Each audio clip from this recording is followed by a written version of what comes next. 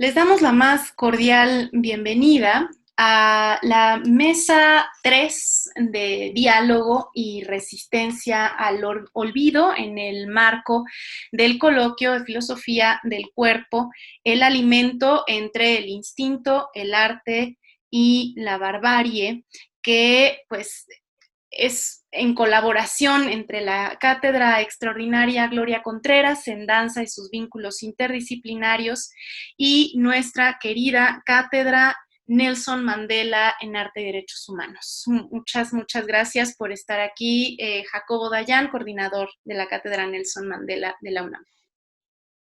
Gracias a ti por la invitación. Y pues también damos la bienvenida a nuestro querido Paolo Pagliai, que estará compartiendo diálogo también en esta mesa entre nosotros tres y pues estaremos reflexionando sobre un tema muy profundo y necesario de hacer evidente también en este marco. Bienvenido, Paolo. Gracias, Laisa. Estaremos platicando sobre pues desaparecer al cuerpo lentamente, la privación del alimento como método genocida.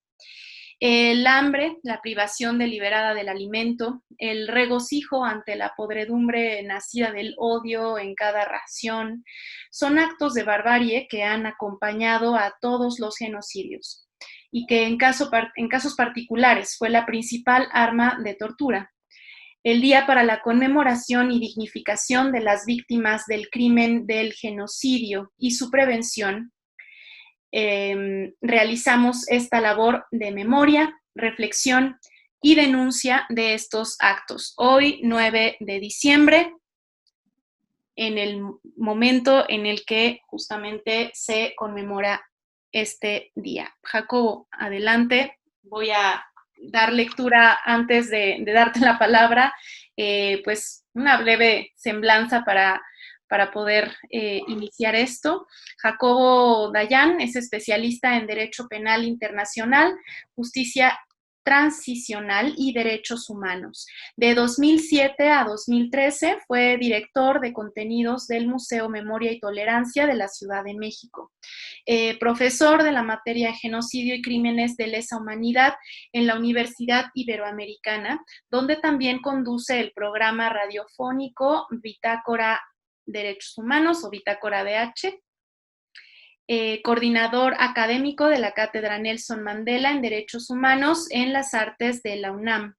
Investigador de eventos de macrocriminalidad en México en el Seminario sobre Violencia y Paz del Colegio de México. Columnista en el portal Aristegui Noticias.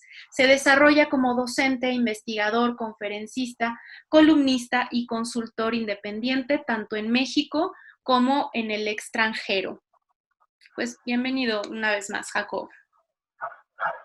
No, bueno, pues muchas gracias por la invitación. ¿Y qué tal, Paolo? Pues sí, el día de hoy, hace 72 años, se promulgó el primer documento de derechos humanos que emitió la Organización de Naciones Unidas. Es decir, incluso antes de la Declaración Universal de los Derechos Humanos, que fue emitida el 10 de diciembre, es decir, mañana se cumplirían los 72 años, en 1948, el 9 de diciembre se promulgó un documento que muy poco conocido que se llama Convención para la Prevención y Sanción del Delito de Genocidio. Y es el primer documento, repito, de derechos humanos ya emitido en la posguerra que habla de los horrores de la Segunda Guerra Mundial, de que la humanidad no podía continuar por el camino que venía y define por primera vez este término o este crimen, el crimen de genocidio. La palabra genocidio fue acuñada por Rafael Lemkin, un jurista polaco, en 1944, en un libro, y él lo hace reflexionando a partir del genocidio armenio ocurrido durante la Primera Guerra Mundial y lo que estaba ocurriendo en la Segunda Guerra Mundial, lo que lo lleva a acuñar este término que es genos, tribu o raza, y cidio, asesinato. Es decir, es el asesinato a colectivos concretos. Y esta convención del 48, en su artículo segundo, es decir, en los primeros artículos, define el genocidio y después el término se fue depurando y mejorando hasta 1998 en un segundo documento, que es el que hoy en día rige a la Corte Penal Internacional, que se llama el Estatuto de Roma, que define el genocidio de manera muy, muy particular. Y esto es importante porque en los medios de comunicación o de manera coloquial la gente entiende por genocidio cualquier asesinato masivo. Y no necesariamente. El genocidio es una perversión y un crimen muy particular. Es decir, el genocidio es cualquiera de los actos que mencionaré más adelante perpetrados con la intención de destruir total o parcialmente a un grupo nacional, étnico, racial o religioso. Repito, a un grupo nacional, étnico, racial o religioso, de manera total o parcial. Y los 5 elementos que incluye, o las 5 formas de destruir al grupo son, evidentemente, la matanza de los miembros del grupo, la lesión grave a la integridad física o mental de los miembros del grupo, el sometimiento intencional del grupo a condiciones de existencia que hayan de acarrear su destrucción física total o parcial. Aquí es donde entra el elemento del hambre, el sometimiento intencional del grupo a condiciones de existencia que hayan de acarrear su destrucción física total o parcial. El cuarto elemento podrían ser medidas destinadas a impedir el nacimiento en el seno del grupo. Y el último, el traslado por la fuerza de niños, niñas de ese grupo a otro grupo. Es decir, ante lo que estamos y ante lo que Raphael Lemkin definió, es un ataque a la composición natural de un grupo, nacional, étnico, racial o religioso. Las persecuciones por género, las persecuciones políticas, ideológicas, quedan fuera de la definición del genocidio y no por ello son menos graves. Es decir, hay otro tipo de crímenes, como los crímenes contra la humanidad, que abordan este ataque generalizado o sistemático contra población civil indiscriminada, de muchas maneras: el asesinato, la tortura, la persecución, la desaparición forzosa, etc. Pero el genocidio, tal cual lo definió Lemkin, repito, en el 44 inicialmente, y ya después en este documento, en 1948, el 9 de diciembre, se entiende como la forma de destruir total o parcialmente a grupos nacionales, étnicos, raciales o religiosos. Y una de las formas es el sometimiento del grupo a condiciones de vida que los lleve o que lleve al grupo a ponerse en riesgo. El hambre ha sido y sigue siendo una de las formas de atacar a estos grupos. Y bueno, pues uno pensaría que ha habido cientos o decenas de genocidios desde el 48, desde la Segunda Guerra Mundial hasta acá.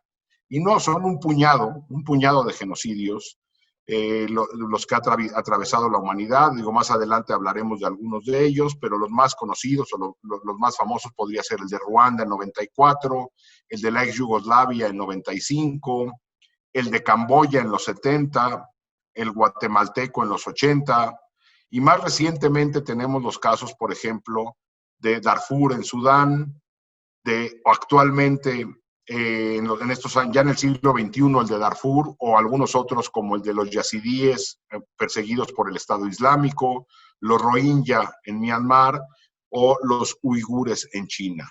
Es un repaso muy general, muy rápido, y más adelante pues podríamos entrar a detallar algunos de ellos en los que el hambre ha sido utilizado como arma de guerra o arma de persecución.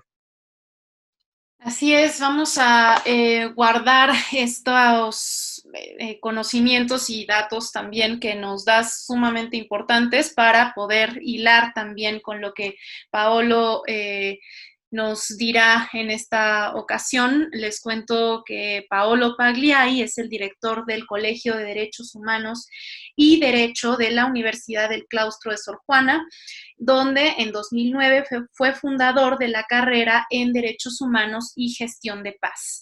Es doctor en Pedagogía por la Universidad Nacional Autónoma de México, tiene una maestría en Glotodidáctica por la Universidad Ca' Foscari de Venecia y una en Pedagogía por la Universidad de los Estudios de Florencia. Ha sido director académico de la Multiversité Montréal Edgar Morin. Además, ha participado activamente en los diálogos de paz en Haití y pues ha sido miembro del Consejo Pro Paz, y pueden también acercarse a sus publicaciones y pues todo lo que nos ha brindado también Paolo a lo largo de tantos años también en la defensa de los derechos humanos. Muchas gracias, Paolo. Adelante. Gracias, Laisa. Gracias, Jacobo. Escucho a Jacobo y pienso que el tema del genocidio es un tema antiguo, como, como las seres humanas, ¿no?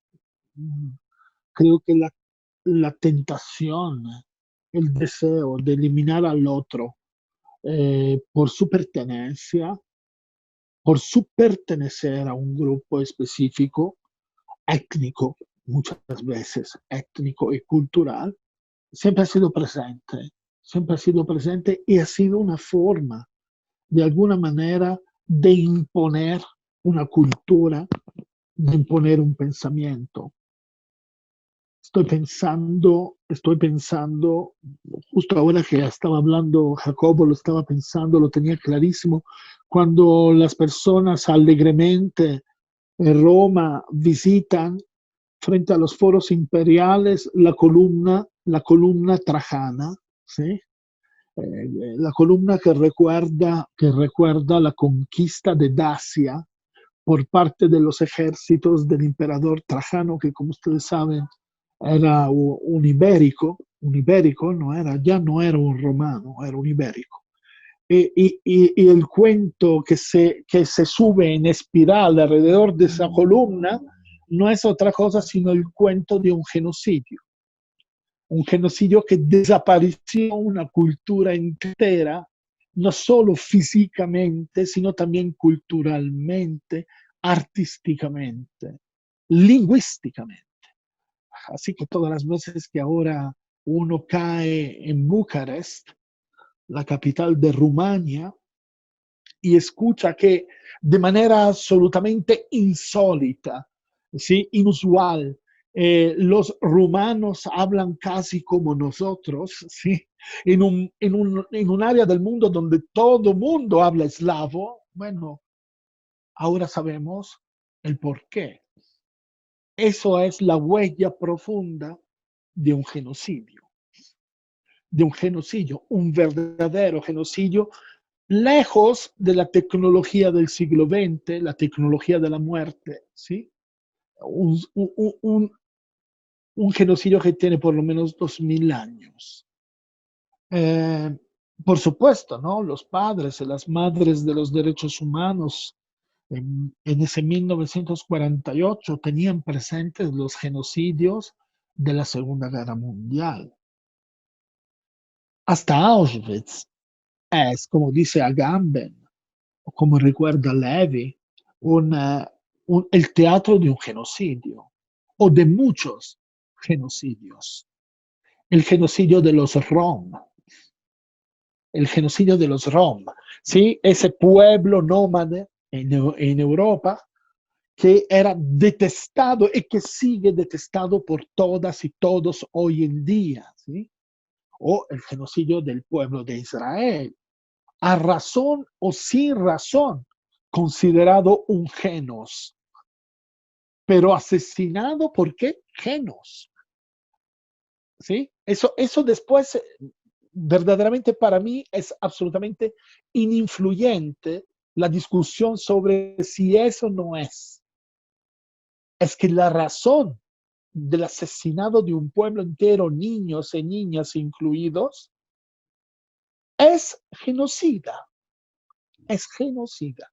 Orgullosamente, diría yo, genocida. Y aquí me permito, Raiza, de entrar un poco en la cuestión de esa mesa, ¿no? Y recordar cómo justo en esos campos, justo en Auschwitz entendido como símbolo, ¿sí? De más de 300 campos que infestaron Europa, no me refiero solamente al campo de Auschwitz o al campo de Birkenau, ¿no? Auschwitz II. Estoy pensando en todos los campos innombrables, ¿sí? Que estuvieron en Europa en ese periodo. Una de las armas, más allá de las cámaras de gas, era el hambre. El hambre. Y el hambre no era una herramienta solo para asesinar el cuerpo. Y ese solo, por supuesto, lo pongo entre comillas, porque no es que estoy menospreciando el, el, el asesinado del cuerpo, sino, antes que nada, era la herramienta para asesinar la dignidad de la persona humana. El hambre es una herramienta formidable para matar nuestra propia dignidad. Cuenta con horror en su testimonio permanente Primo Levi, que en Auschwitz las madres robaban la comida a sus hijos. Que es siempre una imagen que a mí me ha impactado, ¿no? Desde cuando tenía 16 años, se lo leí por primera vez. Ese impacto, ¿sí? Si quieren, debido a convenciones culturales, pero muy fuerte para mí, de una madre que roba la comida a su propia hija. Entonces, inevitablemente, y después me callo, por supuesto, inevitablemente mi memoria corre a ese personaje extraordinario del Infierno de Dante, el conde Ugolino, encerrado en la torre con sus hijos, que presa del hambre se los come uno a uno. Dice Dante, più che l'amor poté il digiuno, más el ayuno. ¿Sí? Creo que eso habla mucho de la relación entre el hambre, el asesinato, el genocidio de la dignidad humana. Pues has tocado justo un momento crucial también. La dignidad humana también se construye en reflejo de la corporeidad en tanto color, en tanto apariencia, en tanto que el cuerpo habla también justamente de esta pertenencia, ¿no? El cuerpo muestra a qué pertenecemos y en ese sentido la dignidad se comparte con la carne, ¿no? ¿Qué pensarían ustedes al respecto, Jacobo?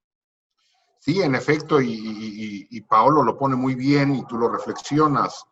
Es a partir del hambre, y yo diría complementado con el robo de la identidad, es decir, la eliminación del nombre intercambiado por un número, de la ropa intercambiada por un uniforme, del cabello a rapa, de los cuerpos deambulando prácticamente muertos, que la dignidad es mancillada.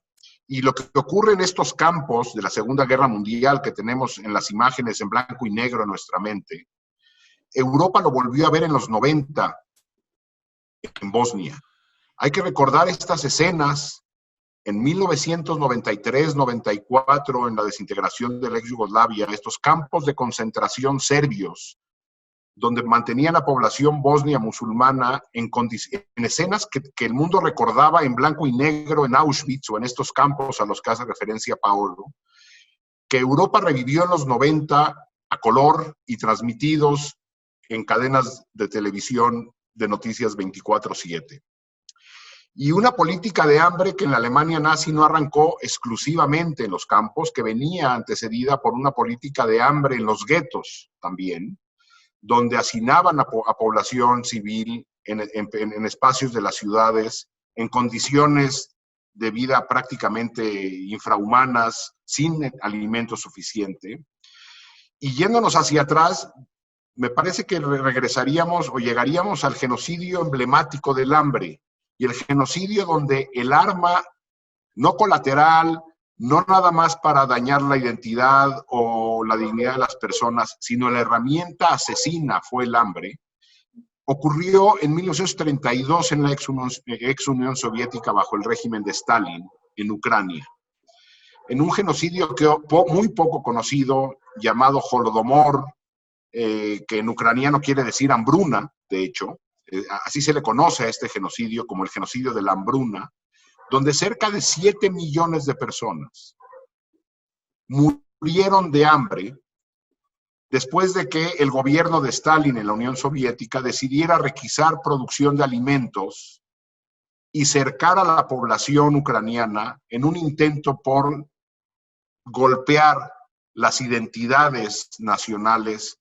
por golpear movimientos en contra de su gobierno, y 7 millones de personas murieron, literalmente murieron de hambre en Ucrania, en un genocidio muy poco conocido.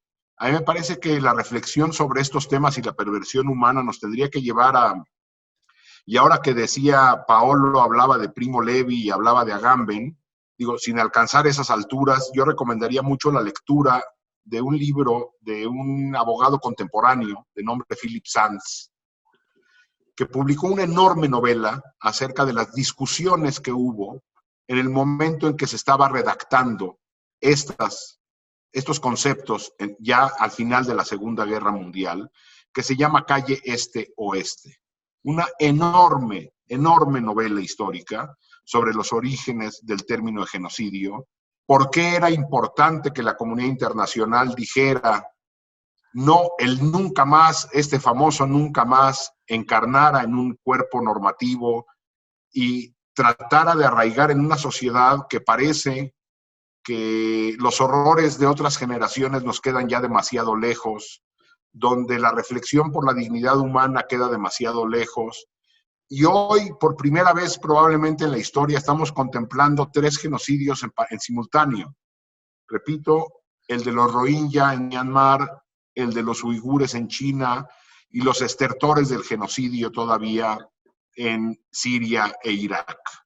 Y con el genocidio de Darfur aparentemente terminado. Estaríamos en un pequeño lapso de tiempo contemplando 4 genocidios cuando esto no era la norma. Eso nos tiene que hacer reflexionar de manera importante.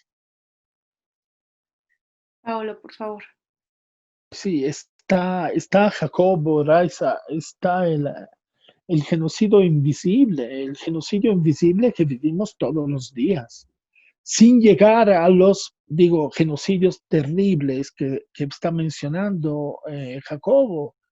Está el genocidio diario de los que no tienen nada de qué comer, nada peor de que beber, ¿sí? Porque está el tema del agua, que es todavía más grave, más impactante en la vida humana que la comida, ¿sí? Me gustaría, Raiza me conoce, yo yo soy un laico, no soy un creyente, y sin embargo me gustaría mencionar un pequeño paso, un fragmento de la Fratelli Tutti de Francisco, donde el Papa Francisco dice: partes de la humanidad parecen sacrificables en beneficio de una selección que favorece a un sector humano digno de vivir sin límites. En el fondo no se considera ya a las personas como un valor primario que hay que respetar y amparar, especialmente si son pobres o con discapacidad. Si todavía no son útiles o si ya no sirven. Nos hemos hecho insensibles a cualquier forma de despilfarro, comenzando por el de los alimentos, que es uno de los más vergonzosos. Eso, cabe recordar quizás en esta ocasión, Jacobo, que 1/5 de la humanidad consume casi los 3/5 de los recursos alimentarios del mundo, dejando poco más de 2/5 a 4/5 de la humanidad. Y eso es el genocidio permanente. Es el genocidio silencioso de los que no tienen voz, de los que no son visibles, que no tienen palabra, de los que no son útiles, ¿sí? Y eso me remanda nuevamente al símbolo de Auschwitz, que lo repito, para mí en este momento es un símbolo, porque en Auschwitz tenías derecho a vivir o a sobrevivir hasta que eras útil. En el momento que te volvías inútil, no valía la pena gastar nada para que tú vivieras, ni un pedazo de pan. Les recuerdo, y después nuevamente me callo, la verdad estoy muy contento de ese diálogo con Jacobo y con Raíssa, porque siento que es algo que me alimenta, lo digo sin miedo al juego de palabras. Les recuerdo las palabras de Primo Levi. Y van a ver cómo en esas palabras de Primo Levi aparece la comida, aparece el derecho a comer, aparece el cuerpo. Como tú dices, Raíssa, aparece el cuerpo.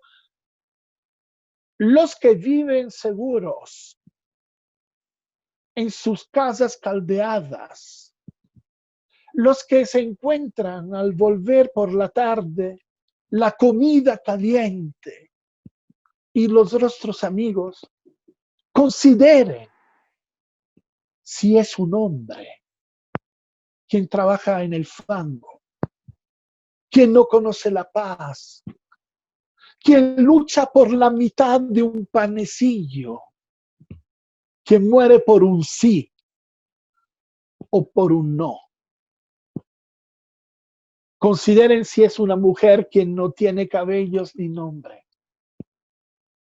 ni fuerzas para recordarlo, vacía la mirada y frío el regazo, como una rana invernal.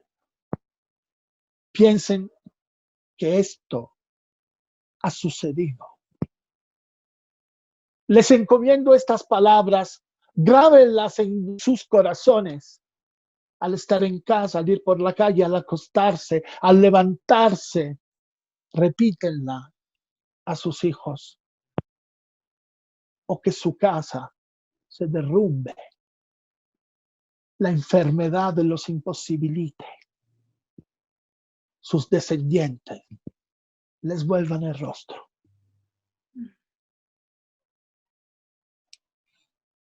Tremendo, y bueno, habría que decir que a Primo Levi sí o sí hay que leerlo. Hay que leer la trilogía, Si esto es un hombre, La tregua y Los hundidos y los salvados. A mí me gustaría hacer una reflexión sobre las intenciones originales de la comunidad internacional después de los horrores de Auschwitz. Es decir, este documento que se publica se promulga el 9 de diciembre de 1948 tiene como nombre las intenciones de la comunidad internacional. Es decir, es una convención para la prevención y sanción del genocidio. La pregunta es si hoy tenemos capacidad para prevenir y o sancionar este tipo de crímenes. Y bueno, lo que tenemos son que estos crímenes continúan ocurriendo y quien tendría que prevenirlos es la comunidad internacional, particularmente Naciones Unidas y particularmente dentro de Naciones Unidas el Consejo de Seguridad, que tiene un arreglo donde los 5 miembros permanentes, que en teoría son los ganadores de la Segunda Guerra Mundial, tienen un derecho de veto. Estados Unidos, Gran Bretaña, Francia, Rusia y China. Y si hacemos un repaso de los genocidios de entonces a la fecha, los perpetradores han contado con el respaldo de alguno, al menos uno, de estos miembros del Consejo de Seguridad, de estos miembros permanentes. El arreglo de 1945 que llevó a la creación de la ONU deja de ser válido ya en nuestros días. Tendría que haber una reforma seria al Consejo de Seguridad. Y la segunda, la sanción. Para ello se creó desde principios del siglo XXI una corte que en teoría tendría que responder al tema de la sanción de estos crímenes, la Corte Penal Internacional, que de 2002 a la fecha ha emitido 4 sentencias. Es decir, es una corte que ha quedado muy corta ante las exigencias de las víctimas, pero ha quedado corta más allá de por problemas de la propia Corte, por problemas políticos radicados de nuevo en el Consejo de Seguridad. Y entonces esto que Paolo nos dice de los turistas visitando Roma y viendo el momento al genocidio, de alguna u otra manera lo seguimos viendo hoy. Lo seguimos viendo hoy de otra forma, donde se genera perversión del crimen, donde los campos de exterminio nazi se han convertido en sitios de peregrinaje, no necesariamente apegados a la pedagogía, sino más bien al peregrinaje perverso o morboso del crimen, donde estos crímenes continúan perpetrándose, pero parece que solo son relevantes los del pasado, pero no los del presente, donde la prevención y la sanción no está en la lista, donde los migrantes siguen siendo asesinados en todos lados por su condición nacional. Claro. La pregunta es si el que pone el cuerpo, regresando a lo que decía Raiza, el migrante que pone el cuerpo y pone el cuerpo en la balsa o pone el cuerpo en la bestia o pone el cuerpo en la frontera, se enfrenta al Estado mismo en forma de Guardia Nacional o en forma de lo que queramos llamar, cerrando fronteras y generando guetos de privilegio de un quinto de la población global que tiene acceso a algunos recursos, y la gran mayoría de la gente que tiene que escapar de sus lugares por violencia generada o por cambio climático o por falta de condiciones de vida, se le niega la entrada a cualquier otro país, sin olvidar que la última grave crisis de refugiados anterior a las recientes fue la de los europeos huyendo de Europa durante la Segunda Guerra Mundial, y hoy Europa cierra las puertas. Hoy Estados Unidos, el país creado a partir de las migraciones, cierra las puertas. El mundo en el que vivimos es un mundo donde, como diría Bauman, hay vidas que no merecen ser vividas y vivimos en un mundo líquido. Claro. Claro, cierra las puertas en la cara a los pueblos, a los pobres. Porque si bien a mí me indigna, me saca de mis casillas la imagen de los barcos hundidos en el Mediterráneo, también me sorprende, no deja de sorprenderme el trato que le damos a los centroamericanos nosotros, los rechazados del norte, que nos volvemos norte de otros rechazados. No hay que olvidar que la gente huye esencialmente del hambre, que la gente busca esencialmente comer.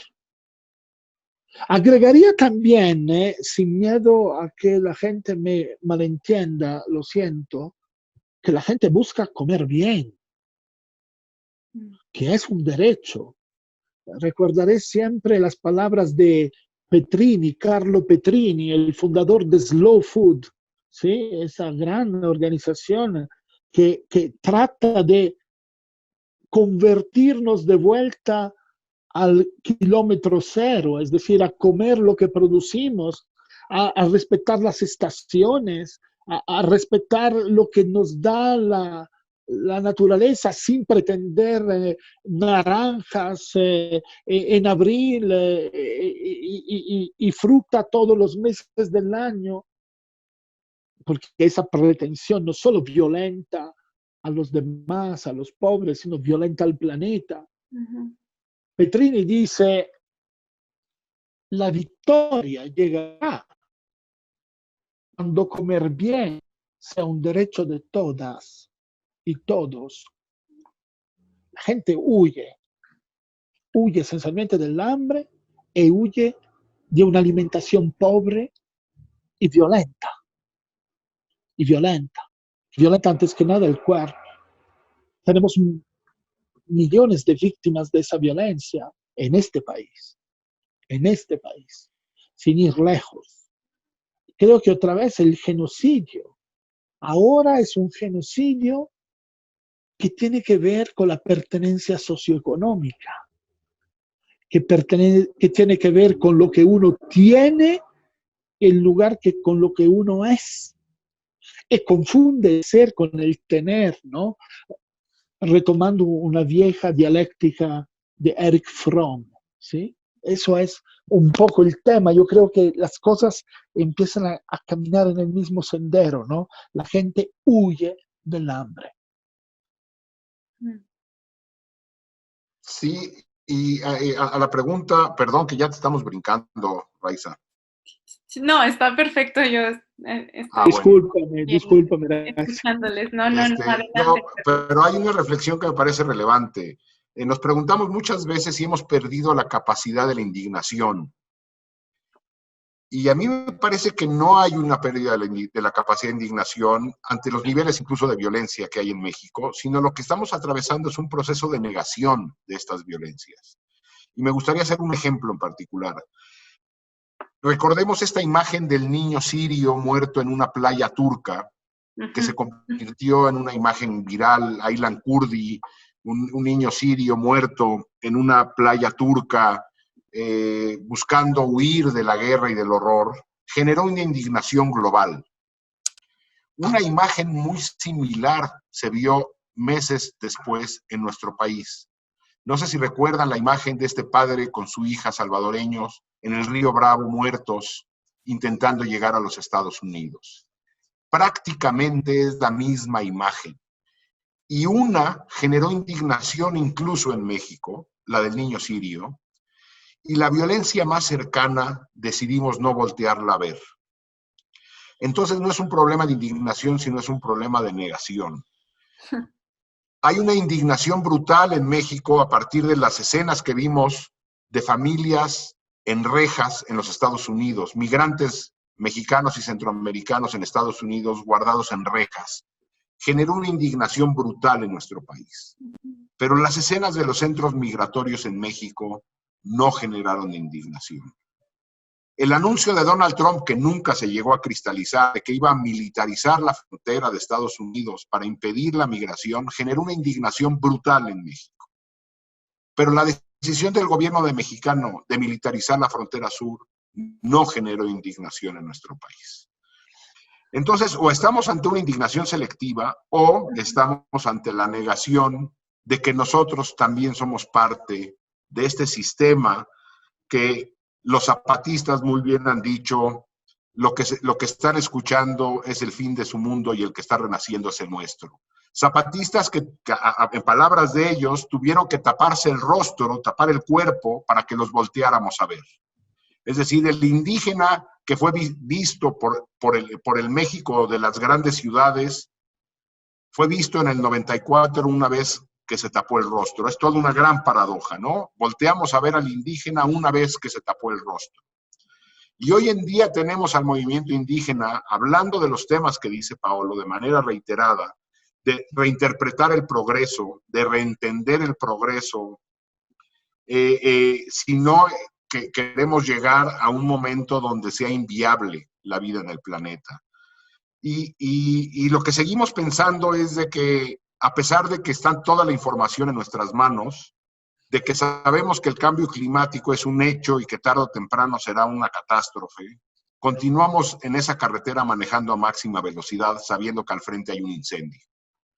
Y es una niña, es una adolescente de 16 años noruega que es la que tiene que levantar la voz, mientras políticos de 70 años como Donald Trump, y nada en contra de esa generación, pero es quien dice, eso no importa. O un gobierno mexicano que sigue apostando por combustibles fósiles, cuando el futuro no se puede vislumbrar en las condiciones en las que estamos arrastrando al planeta en temas de desigualdad, de cambio climático, de violencia, en un mundo cada vez menos capaz de resolver desde lo multilateral problemas que son globales. La migración es un problema global, la desigualdad es un problema global, el cambio climático, la migración, el refugio son problemas globales, la pandemia es un problema global.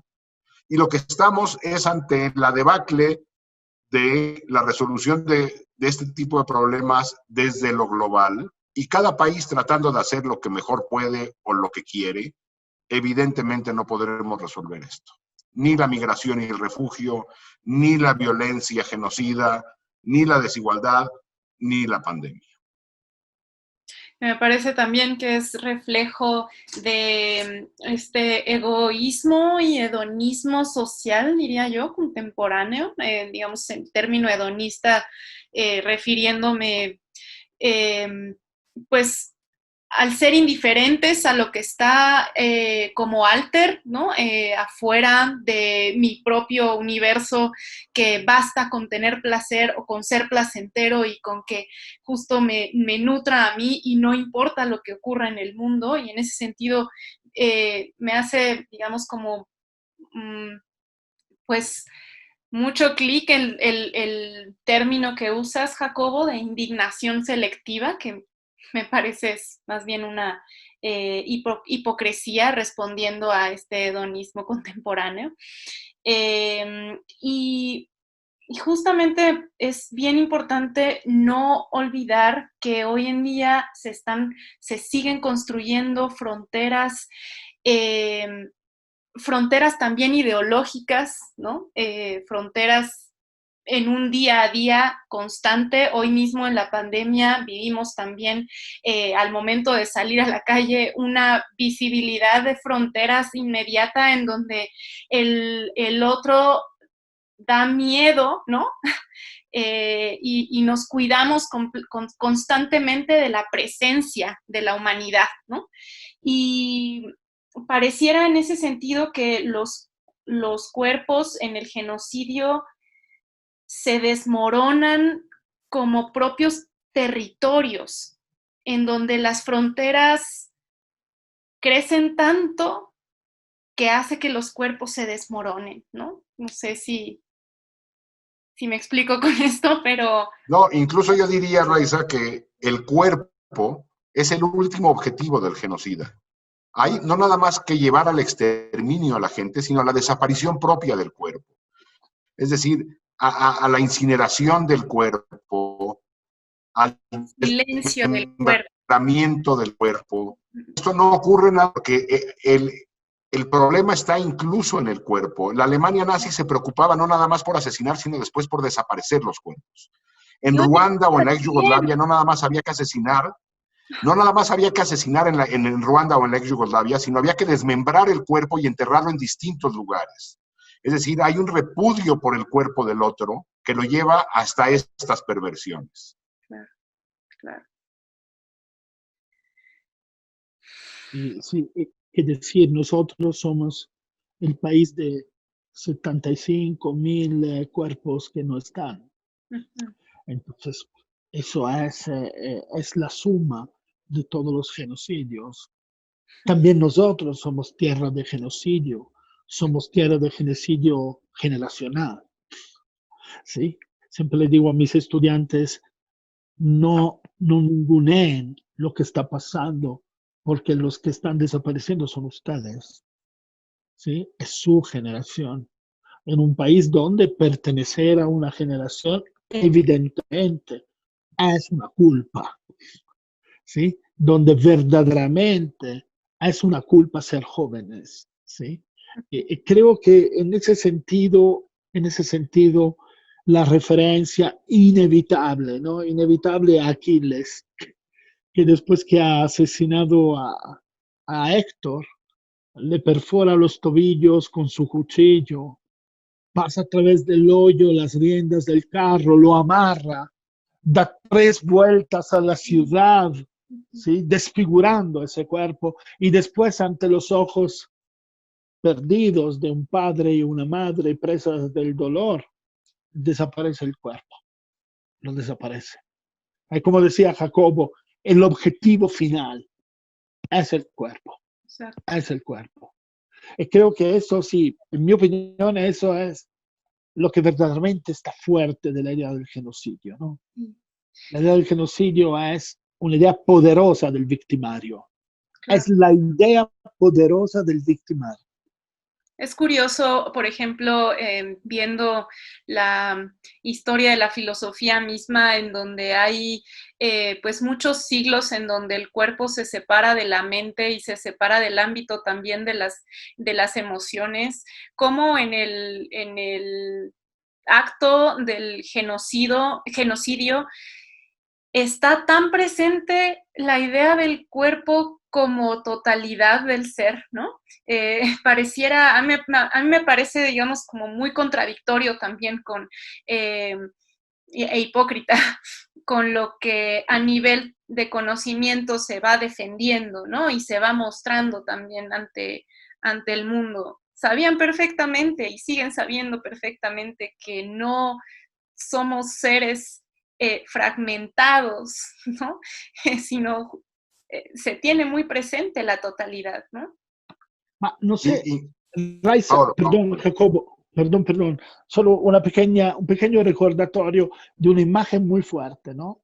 Francisco, Francisco de Asís, frente a la autoridad del pueblo, con su padre que grita, que dice, tú, desgraciado, regalaste todo lo que era mío, tú que no haces nada de la mañana a la noche, eres un desgraciado, no haces nada, te la pasas en los antros todo el tiempo, te metes drogas, tomas tus pastillas, haces arrancones en insurgentes a las 3 de la mañana, y yo que me la paso matándome, trabajando desde las 5 de la madrugada hasta las 12 de la noche, ¿con qué derecho tú regalas mis cosas? ¿Y qué hace Francisco? Raiza, Francisco es una imagen poderosa que da la idea de cuánto es importante el cuerpo. Francisco se quita todo, queda completamente desnudo frente a todos y a todas, mira a su padre a los ojos y le dice, yo, tuyo, no quiero nada. Y el mensaje es poderoso e impactante, porque lo único que tenemos nuestro es el cuerpo, es el cuerpo, ¿no? Eso es el escándalo de Francisco, ¿no? Verdaderamente, siempre lo he sentido como un escándalo laico maravilloso, ¿sí? Entonces creo que aquí va la importancia del cuerpo, y como ese cuerpo no se puede fragmentar, no se puede discriminar de todo lo demás. Perdón. sí, bueno, yo quería hablar de, perdón, Raiza, sobre esto del cuerpo, que me parece muy relevante. Por lo regular en los genocidios siempre hay un proceso de deshumanización previo al exterminio. Y entonces a las víctimas se les llama, por ejemplo, en Ruanda, cucarachas, en otros genocidios infrahumanos, microbios tuberculosos, en otros casos pestes. Es decir, Sí. primero se desposesiona de la humanidad a la víctima y después el cuerpo acaba sido, y por eso se dice exterminado, porque uno a las pestes, a las plagas, las extermina. A los seres humanos se asesina, pero no se extermina. El lenguaje del genocida es el lenguaje del que extermina a una plaga, porque así ve a las víctimas. Y por lo regular todos los genocidios son precedidos por una estigmatización de las víctimas en una condición infrahumana. Y aterrizado en México, a mí me parece que valdría la pena hacer una reflexión sobre el cuerpo y la violencia reciente que hemos estado viviendo. Hay que recordar que en los primeros años de violencia, 2006, 2008, 2009, 2010, lo que veíamos era el espectáculo público dantesco de cuerpos arrojados en la vía pública, colgados en puentes, arrojados en espacios públicos, que generaba un horror brutal de la exposición pública del cuerpo.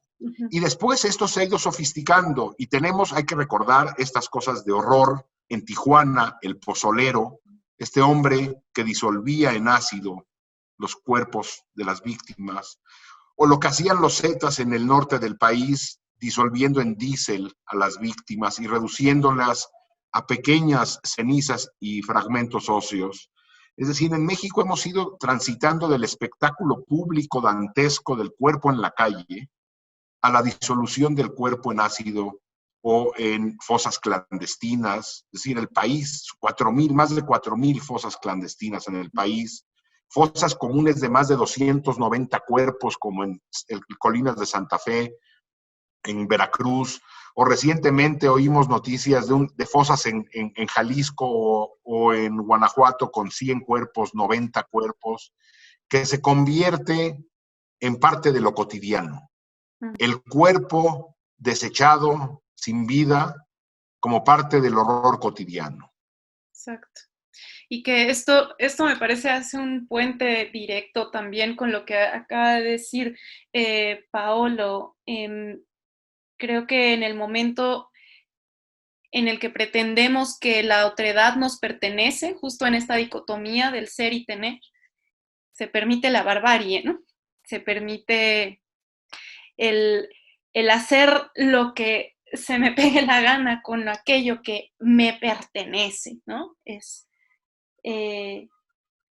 terrible, pues. O hago lo que quiero con lo que no me pertenece. También podría ser leído de esa forma, ¿no? Porque siempre pienso que pertenecer no significa ser parte de, sino tener a los demás adentro de nosotros. Y cuando empieza la barbarie es justo cuando la otredad ya no es parte de mí. Ya no es parte de mí. Y puedo hacerle lo que quiero porque evidentemente no me pertenece. Porque no me pertenece. Hay un extrañamiento respecto a la otredad cuando se le hace lo que se le hace al cuerpo. Sí, eso también es un tema, ¿no? Por eso cuando Jacobo recordaba antes que además del hambre estaba la, la cuestión del nombre, estaba la cuestión, ¿no? De quitarle toda la identidad a la persona humana, era justo esencialmente porque el victimario no sintiera feo cuando hacía lo que hacía. No es lo mismo hacerle algo a fulano, ¿verdad? A Paolo, a Jacobo, a Reza, hacerle algo a 420. 420 me pertenece. Es todo un tema la de la pérdida del cuerpo, la de la pérdida de la identidad, que hoy la escuchamos, antes la escuchábamos mucho con los muertos de la criminalidad organizada, ¿no? Que la gente escuchaba números increíbles, fosas con 600 cuerpos, y daba igual, porque pasábamos después inmediatamente a la noticia de los Pumas y del América, porque esos 600 no eran cuerpos, era un número. Y hoy lo vivimos con los muertos del COVID, no me parece muy diferente, ¿no? La gente ahora escucha 110,000 muertos, 110,000 muertos, vamos, estamos hablando de un número espantoso. La gente está pensando en cómo solucionar el tema de la cena de Navidad, que es indignante que no podamos cenar todos juntos. Es decir, eso pero se obtuvo reduciendo la otredad a un número, privándola del cuerpo. Sí, tienes razón, Paolo. Justo entiendo el concepto de pertenencia, no en un sentido justo identitario también y de reconocimiento con la alteridad, sino precisamente como ese objeto que obtengo como en un sentido de compraventa, ¿no? Y que en el aspecto del ser para la otredad, toma como un sentido también mucho más comprometedor en cuestión de responsabilidad también humana, ¿no? De responsabilidad humana. Me siento parte de una tierra, de una historia, de una corporalidad completamente cultural y antigua gracias a que soy con lesotres, ¿no? No a que los tengo como en un nivel justo de compraventa. A eso me refería, pero me hace muchísimo sentido esto, sí. Porque incluso, digo, regresando a lo que decía Paolo, la muerte de una persona es una tragedia, la muerte de 100,000 personas es una estadística. Y eso no lo digo yo, eso lo dijo incluso Stalin. O lo dijo Rafael Lemkin cuando al asesino del perpetrador del genocidio armenio lo mataron y empezó un juicio contra el asesino de esta persona. Dijo, ¿por qué el asesinato de una persona se procesa judicialmente, pero el asesinato de 1,000,000 de armenios no? Exacto. Porque una persona es una tragedia, 1,000,000 de personas es una estadística. Es brutal eso. En México, decía Paolo, nos faltan cerca de 80,000 personas. No sabemos dónde están esos cuerpos, esos seres. Tenemos más de 30,000 personas cuyo cuerpo ha sido lacerado mediante la tortura en los últimos años. 300,000 personas ejecutadas. 80,000 que no sabemos dónde están. Y el dilema es dónde se hará la cena de Navidad. Exactamente. Justo hoy en la mañana, junto con Adriana Dowling, la productora de la cátedra Gloria Contreras, pues estábamos charlando, tratando de digerir como todas las charlas que hemos tenido hasta ahora en este encuentro, en donde se ha dado mucho el tema del placer y que justo Paolo también lo saca a colación hace un momento en donde decía, pues también buscamos comer bien, ¿no? O sea, ¿qué pasa, digamos, con el tipo de alimento con el que nos proveemos y con el que nos proveen, ¿no? Como si pensando quién tiene derecho a un buen comer y quién no, ¿no? Y pues en efecto el tema del placer ha sido un tema recurrente en las charlas. Y mencionábamos, es tan importante que al hablar del placer no se olvide justamente esto de lo que estamos hablando, que hay una contraposición también, que hay realidades en donde ese placer no está, en donde en efecto todavía el comer, el alimento es un privilegio, cuando pues finalmente es un derecho, ¿no? Y Adriana mencionaba algo muy interesante, decía, no sé si recuerdas la foto de Kevin Carter, de la niña y el buitre, ¿no? Este fotógrafo recibió un premio por esa foto, pero fue muy, muy atacado justamente por no haber hecho nada por la niña, ¿no? Y bueno, ella nos comparte una pregunta a colación de esta charla que tuvimos en la mañana, les manda una pregunta para ustedes. Dice, las imágenes de hambruna son necesarias porque visibilizan una realidad mundial que debe o debería ser erradicada.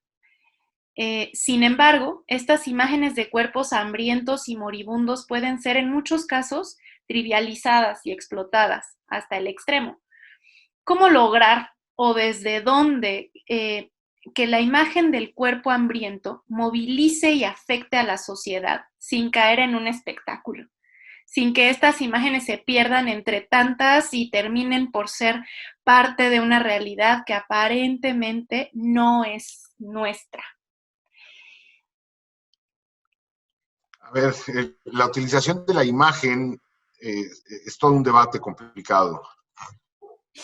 Imaginemos que la persona que está siendo fotografiada es nuestra madre. La pregunta es si estaría, o nosotros mismos, estaríamos de acuerdo en que se utilice la imagen de un ser querido para la concientización. Es decir, también la exposición pública de las víctimas de la hambruna o de las víctimas de la violencia, aunque necesitan ser exhibidas para generar conciencia, hay que pensar siempre en la dignidad de las personas que están siendo fotografiadas. Entonces, una primera reflexión sería sobre la persona misma que está siendo fotografiada. En segunda instancia, es necesaria la fotografía, la imagen para generar conciencia. El problema es que vivimos en una época donde la conciencia se mide en likes y retweets. Claro. Entonces, creo yo que mientras no generemos conciencia de asumir nuestra responsabilidad ciudadana de que para que esté bien el otro y la otra, necesito yo hacer algo, y para que yo esté bien los demás tienen que hacer algo.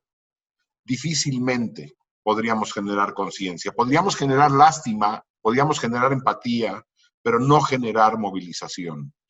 Me parece que el déficit es un déficit de ciudadanía, de entendernos como parte de una comunidad, más que como un actor de red social, creo yo. Sí, sí. De hecho, yo estaba pensando que la lástima es exactamente lo contrario de lo que necesitamos, ¿no? Eh, Mira, cuando hablas de placer, cuando hablas de bien, ¿sí? El placer de comer bien, ¿de qué estamos hablando? ¿De qué estamos hablando? Eso es muy interesante porque el placer y el bien son como una suerte de palabra platónica, ¿no? Donde el bien es bello, donde el bien es justo. No es bello porque es bonito. Estoy pensando en la imagen de un niño de África con la panza inflada por las bacterias producida por el hambre, ¿sí?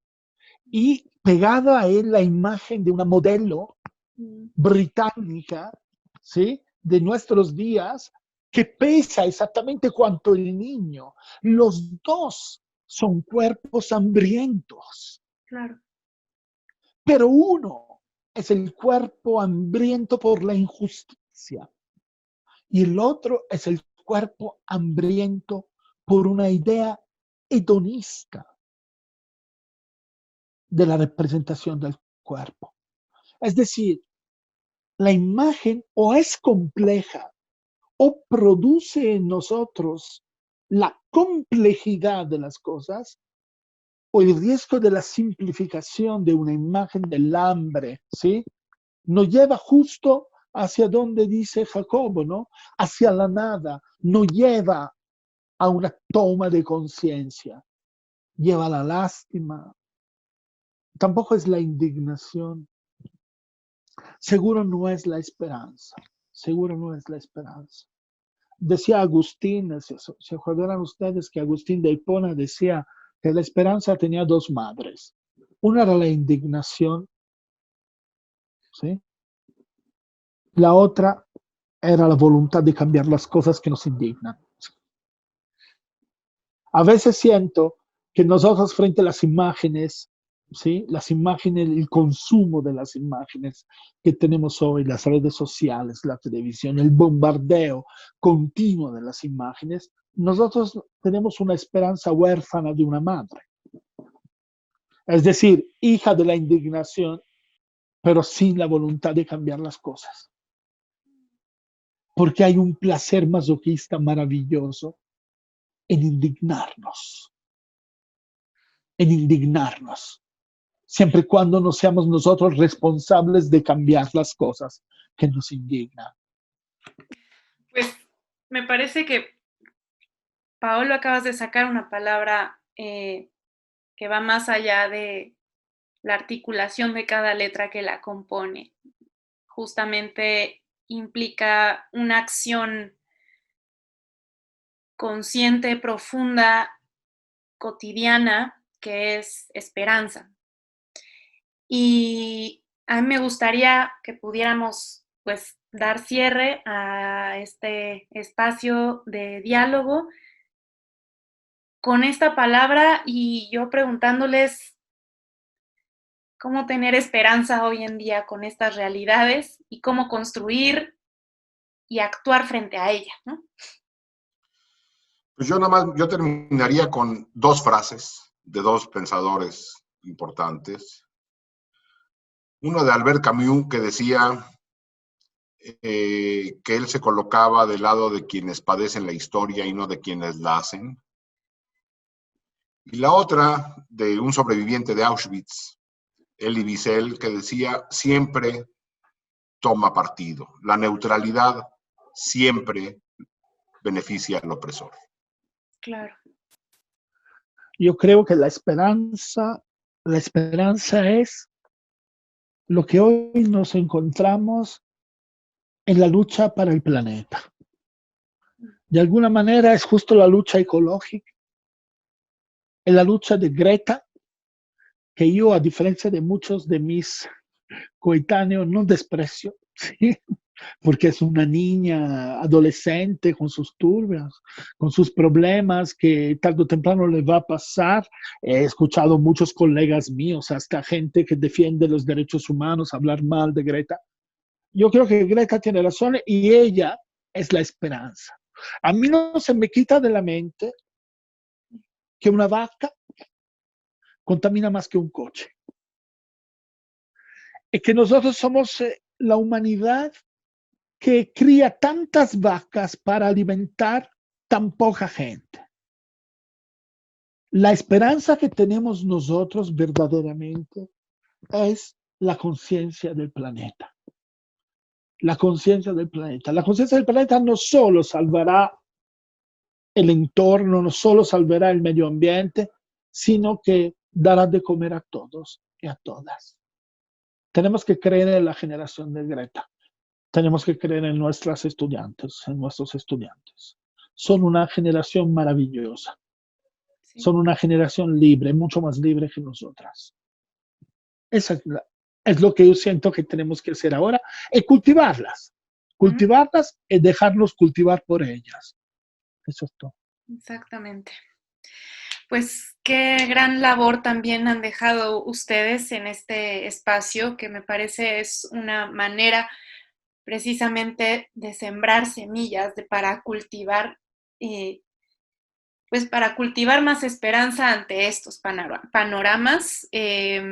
No olvidemos que a las 5 de la tarde de la Ciudad de México tendremos también una mesa de diálogo y resistencia al olvido, dedicada a los monopolios alimenticios, arrancar al cuerpo desde su raíz, en donde tendremos la presencia magnífica de María de Jesús Patricio Martínez, Marichuy, Mardonio Carballo y Huemantzin Rodríguez para conversar de también esta realidad del campo, ¿no? Y bueno, pues seguiremos también con la presentación de la pieza 49, Metabolismo Alterado, de Héctor Falcón, y cerraremos con una pieza performática sorpresa de Aura Arreola, que ha recopilado recetas y sabores de otras corporeidades que nos ha compartido el público. Muchas gracias por habernos acompañado en este diálogo. Mil gracias, Jacobo. Mil gracias, Paolo. Un placer. Gracias a ustedes que nos estuvieron escuchando. Gracias, Raiza. Gracias, Jacobo. Un abrazo a los dos. Igual, abrazo a ambos. Abracísimo. Chao. Chao.